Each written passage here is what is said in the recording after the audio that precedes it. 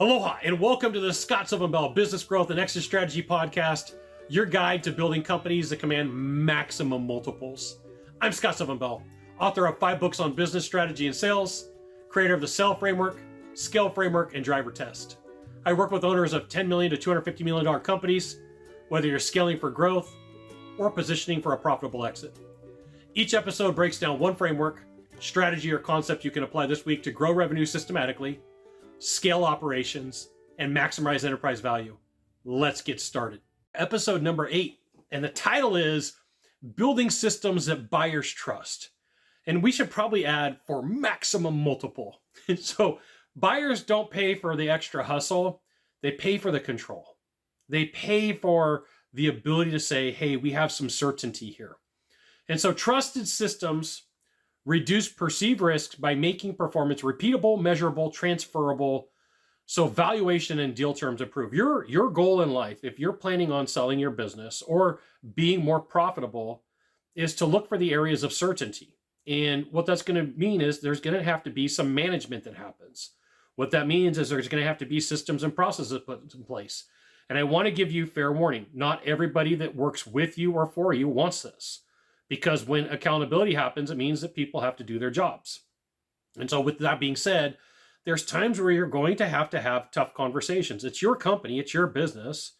And here is what I like to share with people when it comes to an exit. Either you're going to get paid for the work that you put in, or the company is going to come in that buys you, or the firm that buys you, or the investor that buys you is going to come in and they're going to make up the difference. And if you don't do the work, they're going to get you at a discount. So you didn't work your entire life for a long process to get minimum for your business. You're doing it for the maximum. So jump in. There's going to be some tough conversations. There's going to be some decisions that got to be made. When it comes down to it, buyers underwrite reliability. Hey, can we predict some results?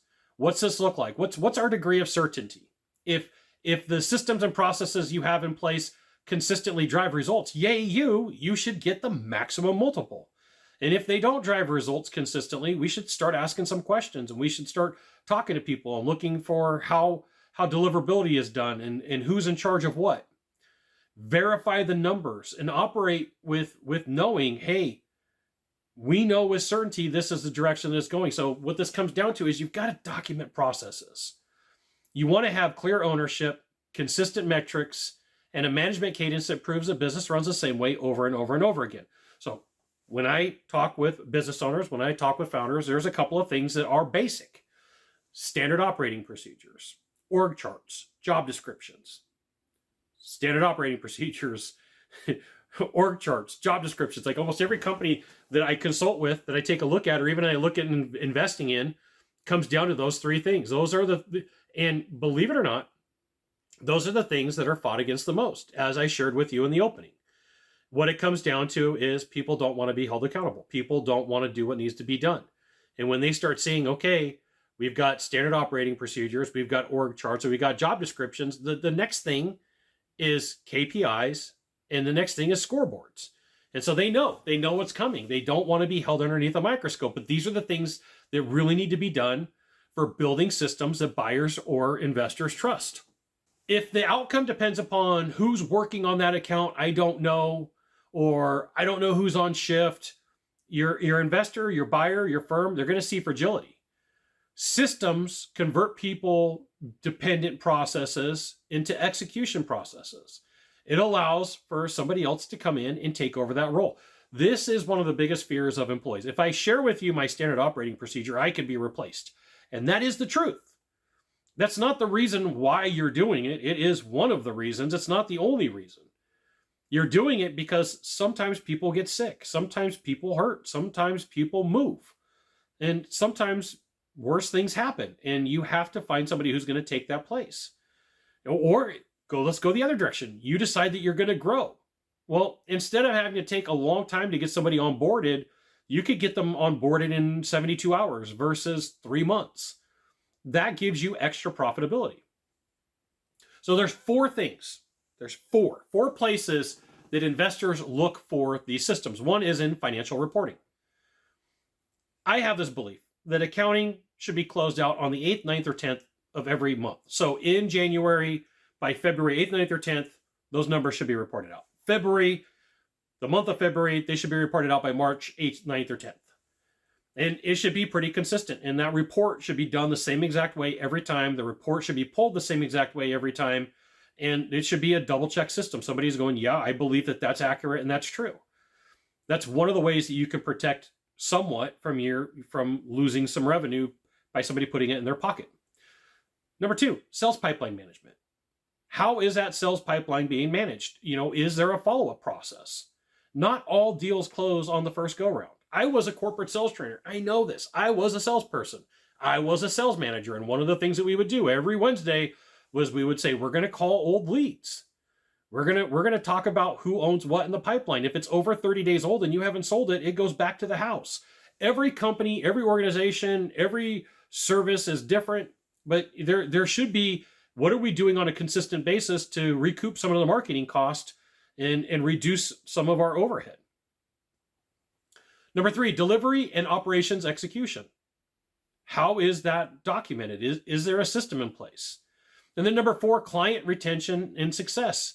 And what triggers the KPIs? Is there a dashboard? Is there metrics? Is there numbers? Is it done by color? Is it done by emoji? How does somebody know that these things are being taken care of? When does somebody come in and ring the alarm and say, hey, we got a problem here? Like we're way below forecast and we've caught it early and we can fix it, but right now we're in a nosedive. I was on a really big management team, and to own the numbers meant that by 9 o'clock every morning, your numbers had to be in an hour early. And if you were going into negative, it meant that you were going to stick around after and say, what's the game plan? And if you didn't have one, they would bring in other people, the team, and they would figure out how to fix the problem. They would figure out what needs to be done. Did it work every time? No, I would be making stuff up and say, hey, that was perfect. But we would catch a lot of problems early on where other people would just coast on it. It would never get taken care of. What you want to look for is places in your business where people say, we don't really track that. It's in somebody's head, where there's inconsistent reporting. There's no standard operating procedure. There's no meeting cadence, and decisions happen informally. I have a belief that every day inside of an organization, there should be a small meeting, 5, 10, or 15 minutes max. Like, hey, we're just going to report out our numbers. Sales, marketing, accounting. And then on a Wednesday is the big meeting. That's going to be an hour to an hour and a half. That's going to be a lot of conversation. That's going to be like, where are we at? Where's our forecast? Are we going to meet numbers? What needs to change? What needs to be true? And if there is no meeting cadence, that's going to be the easiest thing for you to put in place. Each department should discuss what is the most important thing that's going on in their department. If it's marketing, how many leads are they acquiring? If it's marketing, how many leads are they losing? If it's sales, how many leads are they going on, and how many leads are they closing? What's the amount of revenue? What's the amount of cancellations? Every organization, every company is going to have cancellation. There's a info marketer, really famous, and his name is Dan Kennedy. And I learned something a long time ago from him. He says, if you don't have cancellations, you're not pushing hard enough for sales. And so sometimes people say, well, I got cancellations. It's a bad thing. It's not necessarily a bad thing. You're asking for the business and you're losing it. It's worse to not have cancellations. Just in my quick break and message from your sponsor, Sylvan Bell. That's me. If you're getting value from this episode, here's how to go deeper. First, subscribe to my weekly newsletter, The Party, at scottsylvanbell.com. That's where I share the strategies, frameworks, and case studies I don't release anywhere else. You'll get one actionable insight every week you can implement inside your business immediately. Second, while you're on the site, download the complete Sell Framework, Scale Framework, and Drivers Test, all free with scoring guides, worksheets, and step-by-step implementation checklist. These are the same frameworks I use with $10 million to $250 million companies to build systematic revenue, scale operations, and maximize enterprise value. Go to scottsylvanbell.com right now, subscribe to the newsletter, grab the frameworks, and let's keep building companies that command maximum multiples. Let's get going. Consistent cadence of meetings is proof of control. It's the weekly KPI meeting. It's the monthly financial review. It's the quarterly planning. The people who are investing in buying a company, they trust routines. And so it may just be that you start and saying okay, we're going to start having a meeting every Wednesday with an agenda. And then it goes to, we're going to have 3 meetings a week. Whatever it happens to be for your organization, whatever is going to get the magic to happen for you to get your maximum multiple, that's what you do. And you're going to have people who don't want to do it. Like this is the thing that stops growth in a lot of organizations. Is there's one or two people on the team who don't want to meet. There's one or two people on the team that throw temper tantrums in meetings. There's one or two people on the team who really don't want to bring deliverables. And you're going to have some decisions to make. You can work with them and try to get them on board. You could pay them to not show up, or you can ask them to leave. There's like three things that you could do. That's it. We're going to use first principle thinking. There's only so many things that you could do with somebody who doesn't want to go with you. And if you're looking to get the maximum multiple, if you're looking to fix profitability, it is going to be a matter of tough conversations. One of the biggest SOPs to figure out first is going to be sales. Sales and marketing are going to be first, followed by accounts receivable in accounting, right? So how does the sales process go? I'm a huge fan of, we could use low technology, we could use high technology. Let's use crowns if we got to. We can use 3x5 index cards, we could use sticky notes, we could use butcher paper, we could use whiteboards, we could use software. It doesn't matter what you pick. Pick one and run towards the horizon and say, hey, here's what we're trying to achieve. One of the biggest areas that companies struggle the most is the waiting for a decision. Well, how do you want to do it? Well, I don't know. How do you want to do it? One of the ways that I like to do when I go into a meeting is I take sticky notes and I take 3x5 index cards. And I ask people, do you like 3x5 index cards or do you like sticky notes? And some people raise their hand and go, I like 3x5 index cards. And some people raise their hand like, I like sticky notes. So we hand out pens, and people who like sticky notes get sticky notes, and people who like 3x5 index cards get 3x5 index cards. But what this does is it stops, well, are we going to use a whiteboard? Are we going to use butcher paper? Are we going to use coloring crowns? Are we going to use markers? Are we going to use pencils? Are we going to use pens? Are we going to use white? Stop the madness. Figure out which way you're going to go and say, this is what we're going to achieve in the next 60 minutes. We're going to figure out the standard operating procedure for a sale. Right? We're going to map this process out. We're going to map out the process for somebody coming on board with the company. If your systems are not documented, the buyers or the investors assume the execution is going to vary. And there's probably going to be a discount on that. One of the items is, inside of an organization, is you want to define who has rights for what to remove bottlenecks. So who can approve pricing? If it's a sales job, it should be the sales manager. If it's discounts, refunds, hiring, exceptions to rules, guardrails, expenditures, this should really be taken care of, because if you hired somebody to trust them, they should be able to do their job. But you know what? It may take some mentoring. It's going to take mentoring. It's going to take some work on your end to say, hey, here's how we're going to get things done. For an hour a week, I want you to come meet with me and tell me how you make your decisions. I'm going to give you a scenario and I want you to come up with your best three options. You know, don't come to me with problems. Come to me with your three answers and pick the one that's going to work the best. And then we'll talk through how I got to my decision. All of these things are very valuable. That way people can make their own decisions. They're not stuck saying, hey, what way should I do this? I don't know. If somebody keeps saying, I don't know, and they keep making the phone call, how do I do this? You've got a problem with systems. There's a bunch of metrics that prove credibility. So pipeline conversion. Right? If you're taking a look and somebody goes into your sales pipeline, how often are they converted? And what's the cycle time? What's the margin, the gross margin by line of business? What's your retention? What's your churn? What's your AR?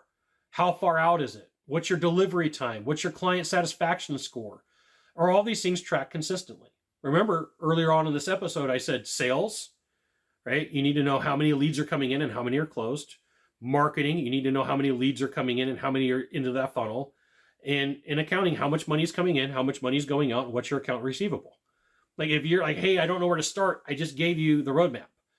Those are the easiest ways to follow. And if you can't do every day, then you do at least once a month or once a week, excuse me. You do once a week. You need a system of records for each, a CRM for the pipeline, a customer retention management system. That's what a CRM is for your pipeline, accounting for financials, and project management for delivery. You know, what you're going to find is investors don't really trust the sprawl of spreadsheets.